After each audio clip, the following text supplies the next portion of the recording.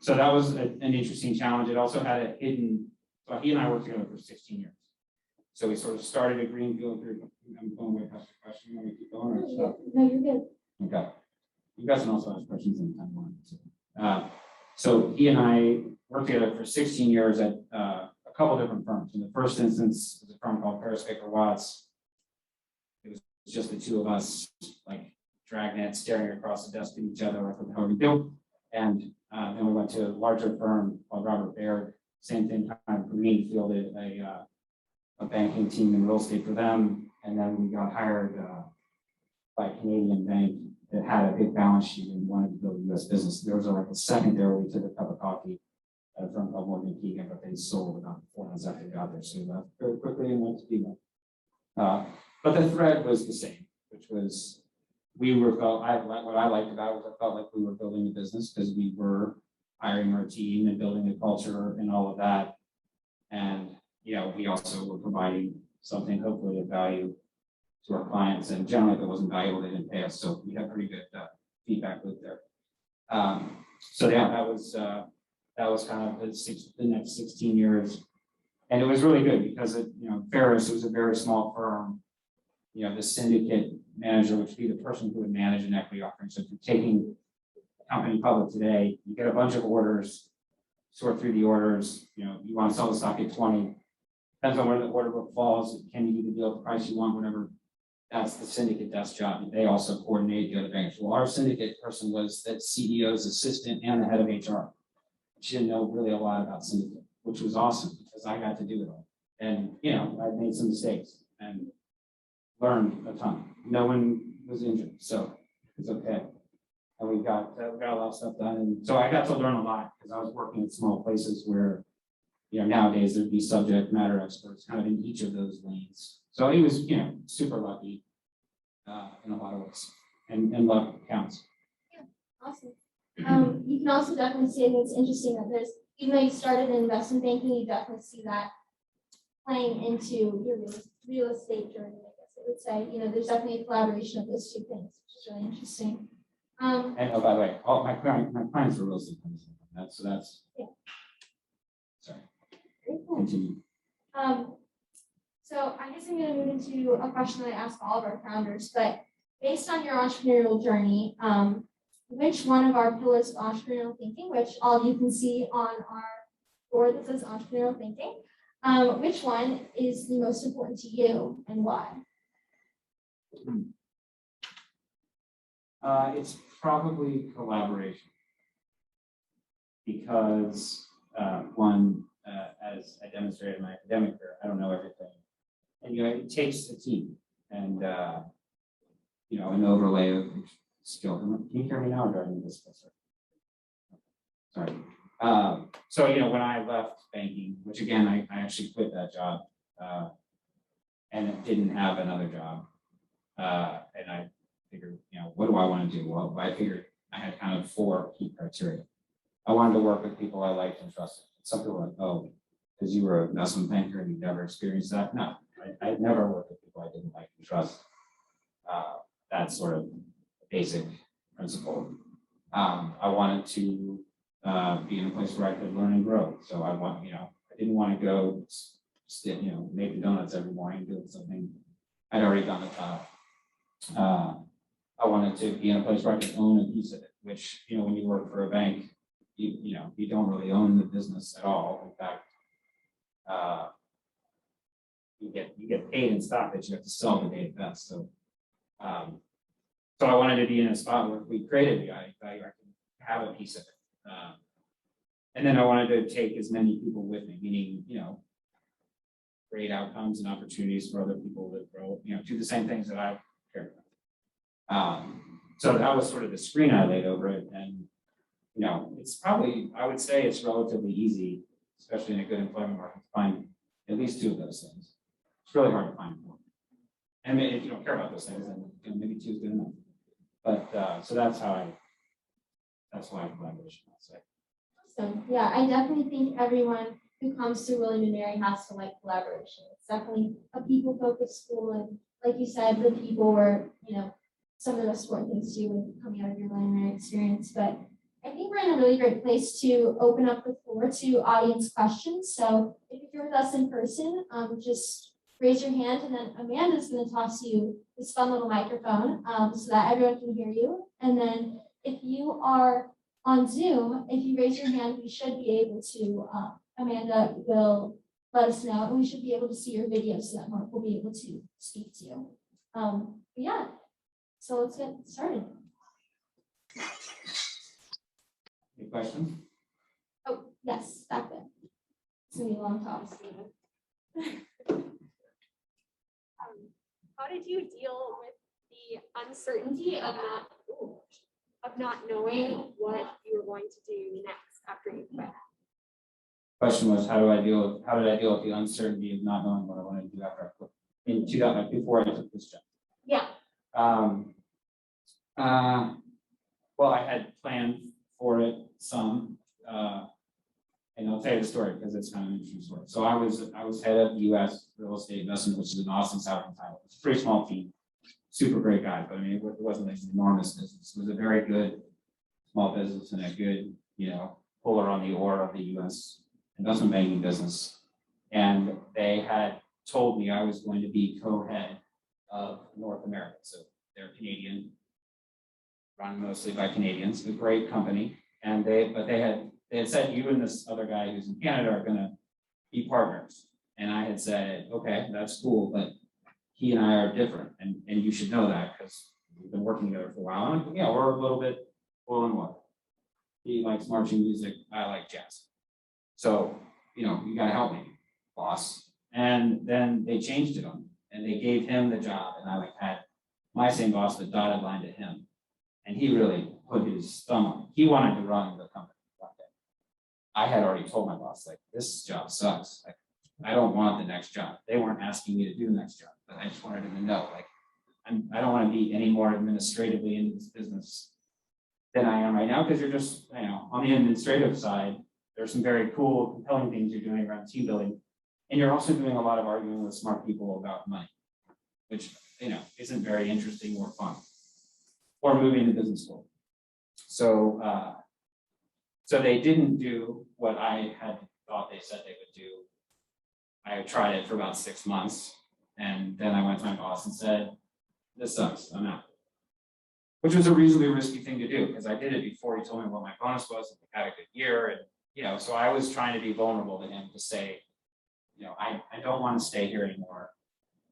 I'm not going to go to a competitor, because normally when you tell someone in banking that you're going to leave, they're like, oh, cool, I heard that. And while you were finishing that sentence, I turned off your phone. I know your stuff, go ahead. And, it's not that bad, but it's close. So I had said to him, I told him before he had told me he was going to pay me, which most of your compensation is star chamber made up based on how the firm do, how the group do, how you do. Do we like your file cap, whatever.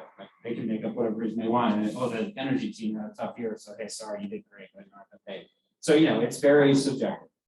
And so I had, and he's a good guy, so that was a judgment that he would not,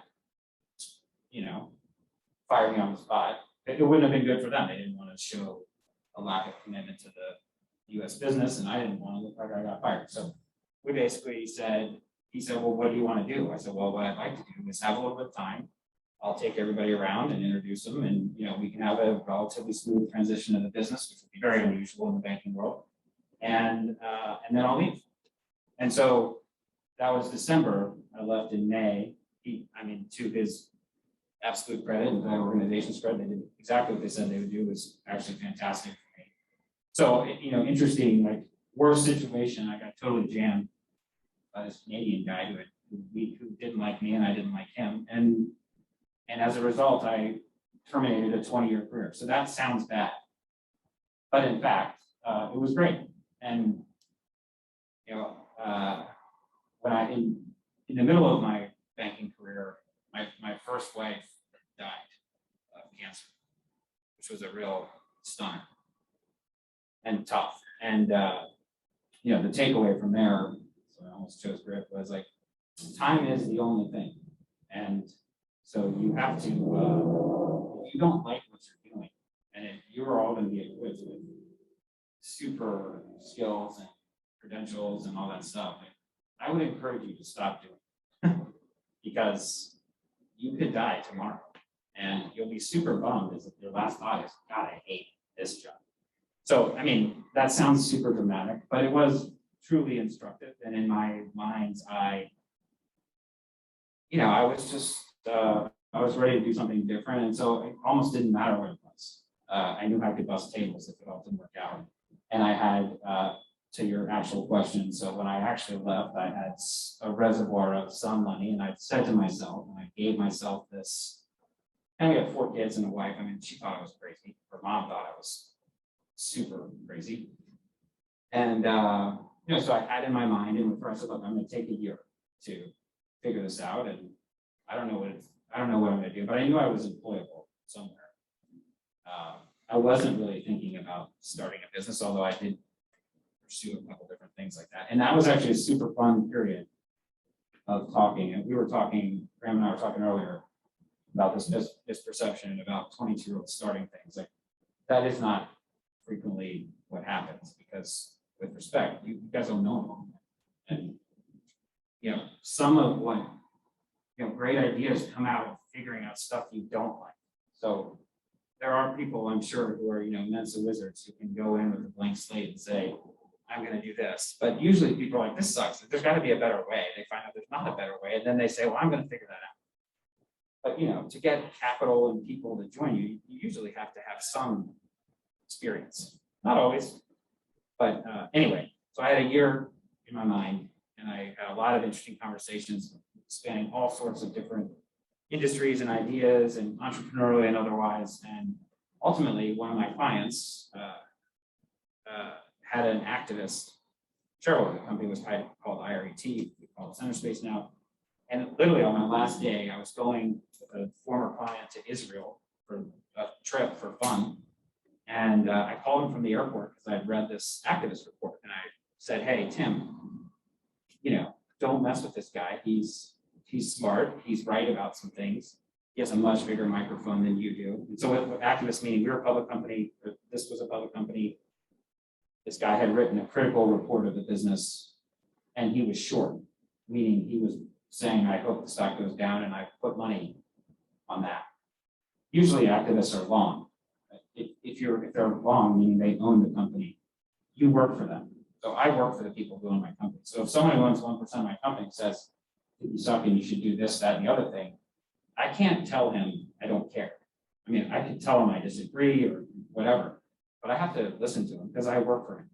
If you're short and you're actively working against the people I work for, I actually don't have any duty to respond, which was one of my points, along with, hey, here's all the things you said about the business that are right, and you should really work on. And then I gave him a bunch of honest feedback. You don't have, you need these team pieces that you don't have. And then I went to Israel and, was goofing off and having these meetings. And he called me like 4 weeks later and said, hey, you should come. Would you be interested in coming to help? So that's how I ended up there. And I had spent my career working with companies that were this size that had these kind of issues. And so, it was an interesting opportunity to sort of take my own advice. And so that's how I got. That's a really long-winded answer. That's great. Thank you for your question. Any other questions?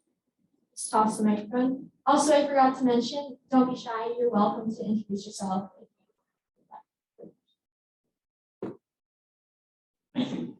Hello, I'm Tyler.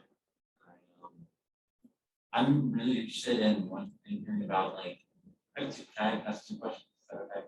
No. Yes, you can. So this is one of the entrepreneurs. You don't need to ask that. Just do it. You've literally got them all. Ask her to What do was he this gonna do? later. Is he gonna wait for me? No chance. But kind of, what's the most common question that you get asked with regards to advice? And what's the question that you think people should be asking when they come for advice? Oh, that's a good question. My wife calls me the advisor, so it's often the case that I just give advice without asking. So I have to think about that. So when advice is solicited of me, what is the best question? I don't know, my frequent answer to whatever the question is, you should do whatever you can to give yourself some more options. So if you can broaden the number of corridors you can go down with the decision versus shutting some off, like I'm an advocate of more options, which is advice. Dad used to give me like, try to do the thing that gives you more places to jump to if this decision isn't what you wanted. What I think people should ask. Boy, that's a really hard one. I think they should ask whatever. There is no right question. So they should ask whatever they're interested in getting my thoughts on, which should probably be a pretty middle thing. Well, I do have a question that I do want to get your thoughts on, and it's, since you've been around like investments for so long, how can early stage, like early life cycle businesses best use capital that they like either win at a competition or find investors to invest in? Because like you said, I'm 21 years old. I don't know anything. Like, what would I do if someone like gave me $10,000 for a business tomorrow? And so you know anything.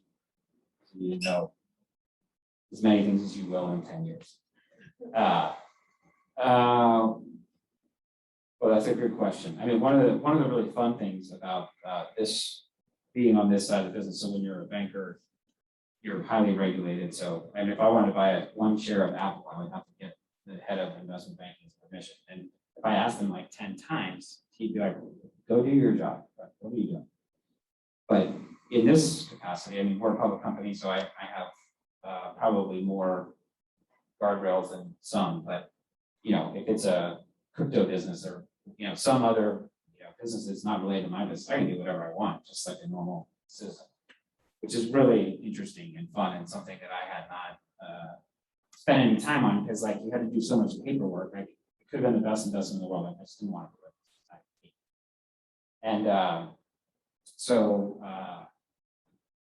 I think the biggest struggle when I do try to spend time with people who are starting business because they're usually super interesting people who have a point of view, and having a point of view on something and passionate about it is probably the most important thing. So if someone gives you money and you don't have passion and a point of view on something, I would give it back because that's not going to likely end well. But of course, they gave you money because you had a point of view, you had a passion, you had something to do, and then I would just go like hell and have you need to have some sense of how you could get out or how you could get them. Like, there are always key milestones. And so, sometimes you talk to entrepreneurs and like, well, I'm going to make the world a better place with these. And like, okay, like specifically how? And who will care? Like, it doesn't make money. Like, I'm not into funding your Save the World, right, crusade. People are going to be into funding Save the World crusade that has cash flow and a large addressable market and or someone who's going to want to buy it once you've done. So going in with some exit in mind and a clear view of what it is probably the most important thing. Thank you very much. Hello. I was wondering, what are some of the biggest difficulties you face when starting a company, and how did you overcome those? Yeah, so just a quick note, I am not truly a founder because the business that I went to work for was 46 years old and had $2 billion of assets and was public and had, so I am a pretender. But again, let's go back to some of the folks that I talked to who are doing this. I think it's finding the right people.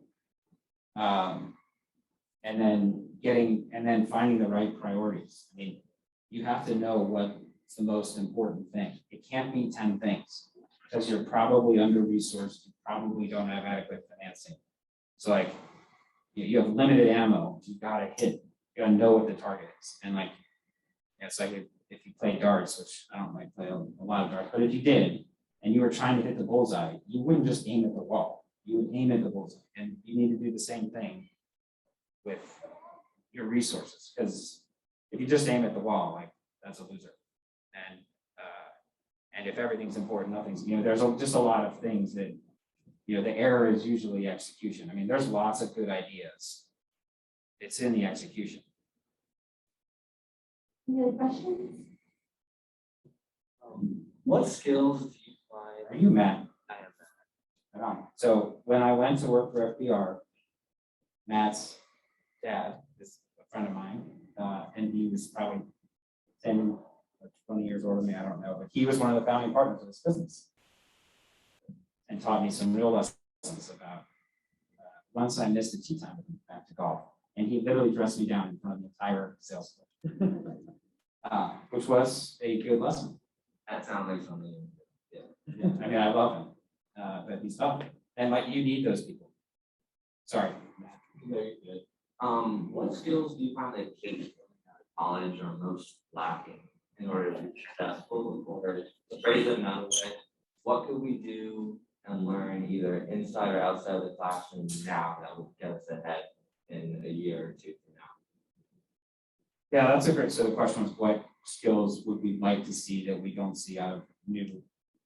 I mean, I have to say, as a person with 1997 Excel skills, like, people are so, I mean, you guys are so qualified and knowledgeable.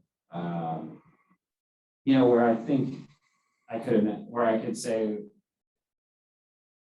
something that I feel like we see occasionally that does come out, like, you guys all crushed it, like, you're sitting in this room, then you killed it in high school, and you, like, you know, bested a whole stack of other people who were also super qualified, and now you're here.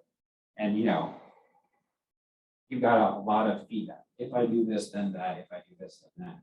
And sometimes people hand you work, and you should say, why? Why am I doing this work?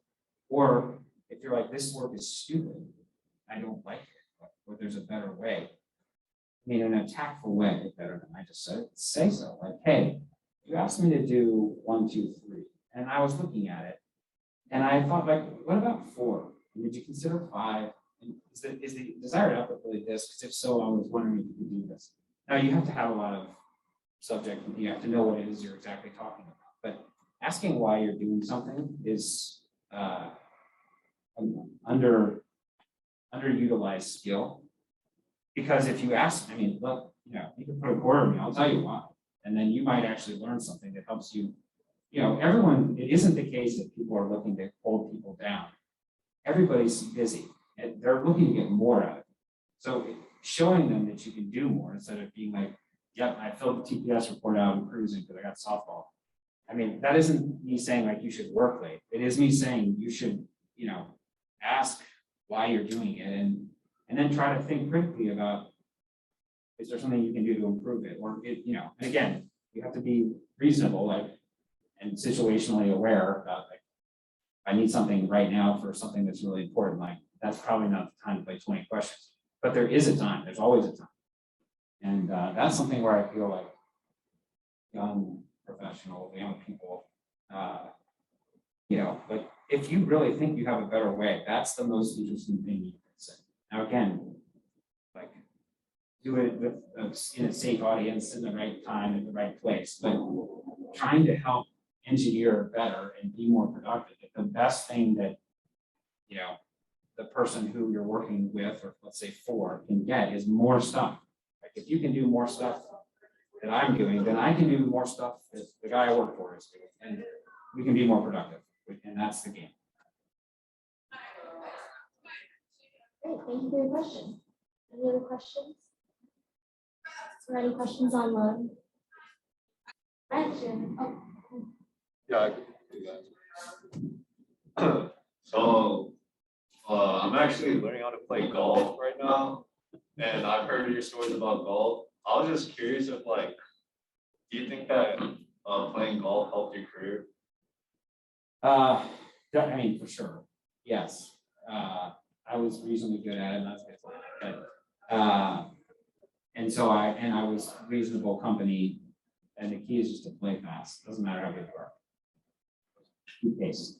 And then, yeah, but I mean, it could be pickleball. Like, you know, I think it's really about trying to network with people, you know, lots of different people who have different, you know, backgrounds, and trying to find people who are talking about interesting things, and then being intellectually curious and getting in that conversation. It could be basketball, it could be badminton. I mean, there's 100 sports. It's about making friends. Now,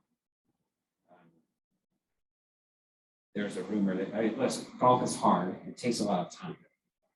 But those are negatives, but yeah, I mean, I learned to play it from my dad. I love my dad. We play golf together. We still do. So it was primarily that, but it was a good vehicle for me for sure. But you should play it because you like it. Back to the do the things. Oh, yeah, for sure. Yeah, I If do you love don't like playing it, golf, and you though. think it sucks, don't do it. Good guy. For those of us who don't play golf, do you have any networking tips? Like if you send a cold email, like what's something that would catch your eye? Like someone sent you a cold email. I would start by calling. Okay. I mean, I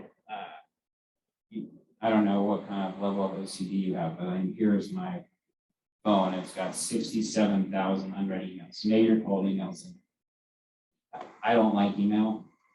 I mean, there are very appropriate instances for email, and then there's a bunch of past the peanut stuff that drives me crazy. Call me. You know how many people call me? 0. I mean, literally, I have an office phone number. It is usually actually cold calls, and then have something I care about. LinkedIn, great one. Let's connect on LinkedIn. Reply, like, I've got a pitch for you. Like, no.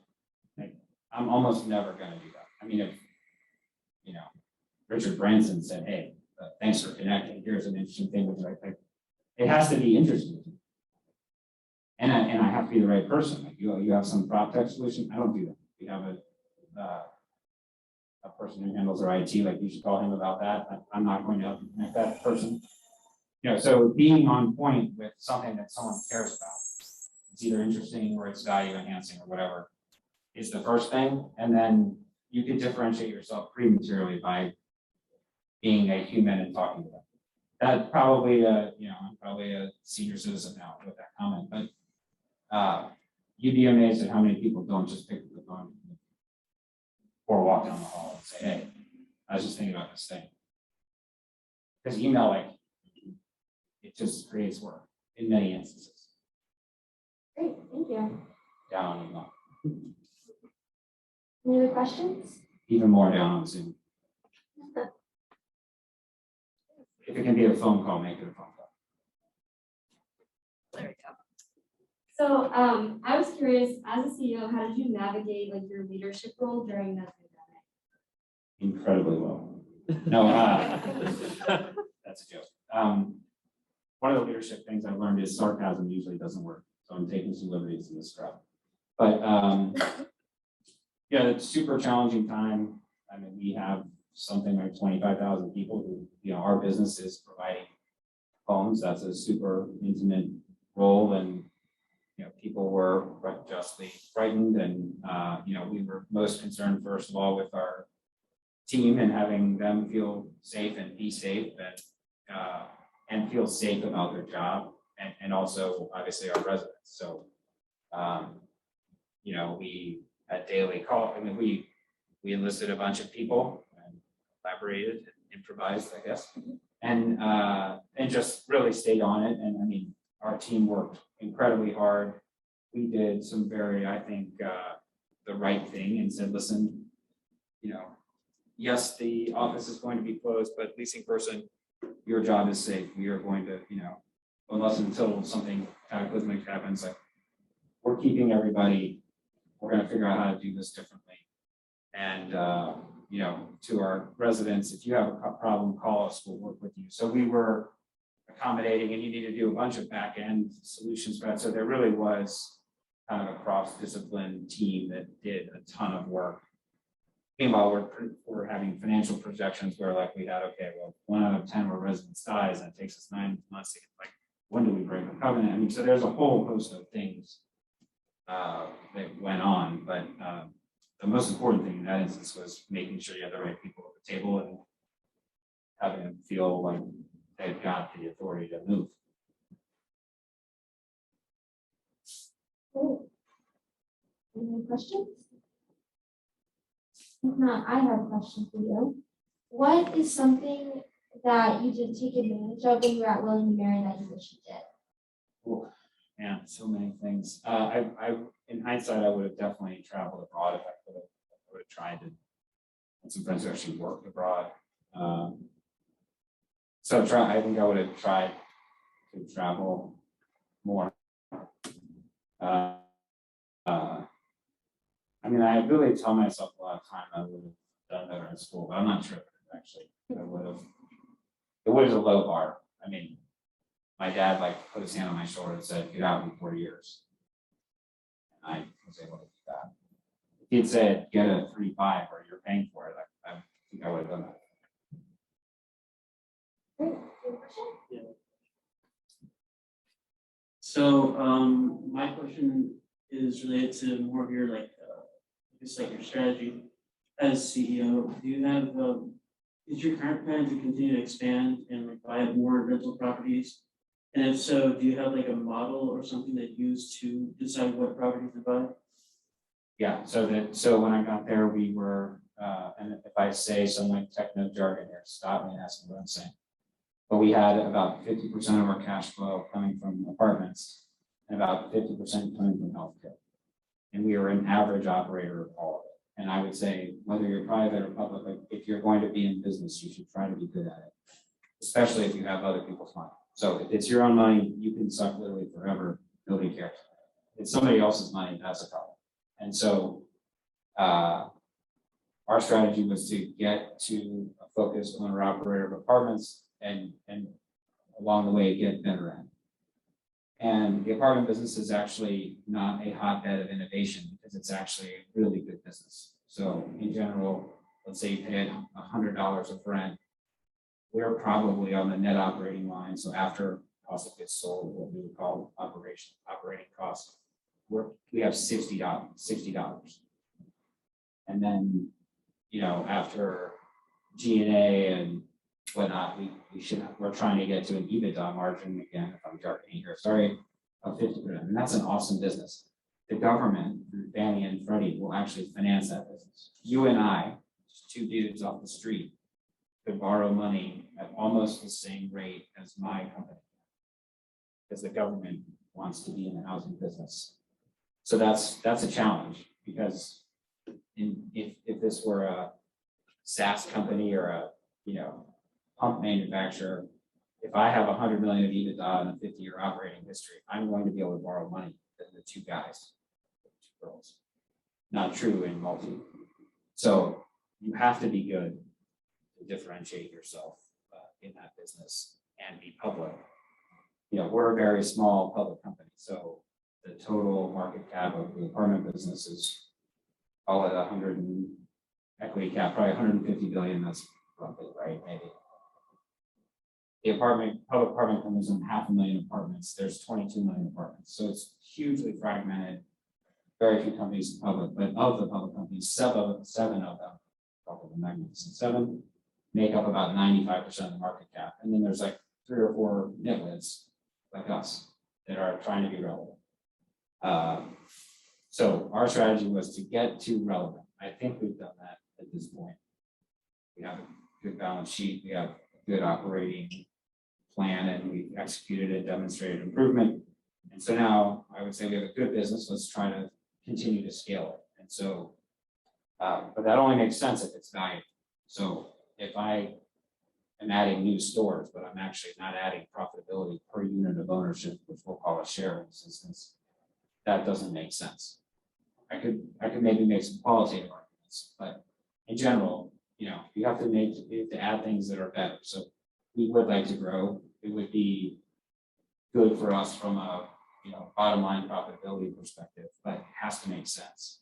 And what I love about the business is it's really an operating business. I mean, the person who leases your apartment or cleans your apartment and polishes your toilet works at our company. It's an operating company, but it's also a really heavy kind of finance business, which is probably the thing I know more about.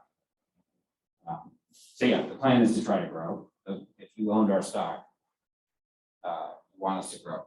But you don't want us to grow, you don't want to see a graph from me that says total revenues went from 220 million to 500 million, but your earnings per share stayed at whatever it was going to be, because that's a lot of motion for no reward. Now, there are other qualitative things. Maybe it's more investable. It's worth 3 billion instead of 1.7 billion of equity cap. So there's more investors that want to buy it. there's actually a bunch of robots that will buy it. I mean, there's a whole bunch of other factors, but generally speaking, it has to add to the quality and speed of the enterprise, if you will, and speed is defined by permits. For sure. Did I answer your question? Yes, and in other words, you basically want to manage how much money. You're gonna say what I just said in 10 words. Yeah, yeah, so basically you want to manage how much money you want to reinvest in your company versus get to shareholders in a way. Yeah, so because of, yes, that's well put, I wish I said it that way. Yeah, but we also pay out a lot of our cash flow, so rough and tough, we're gonna make something like $3.50 to $4 this year. Street says $3.90, let's say that's right. We're gonna pay out $2.88 of dividends. And then we have capital, so, we have to keep things up and things like that, so we're probably paying out about 85% of our cash flow, and that's the deal. A REIT is just a C corp that checks a box on their tax return. And one of the things is we have to distribute our income. So we actually have a very disciplined capital allocation mechanism, which is we don't get to keep the money and make bad decisions with it. If we make good decisions, we might be able to get more in the form of a stock price that gives us the cost of capital we like. But we can't just keep all the money and get into the boat building business or whatever. We've got to stay focused. Thank you. Any other questions? Take it out to the patio. Yeah. And we're just about at the end of our time anyway, so thank you so much for being here, for answering our questions.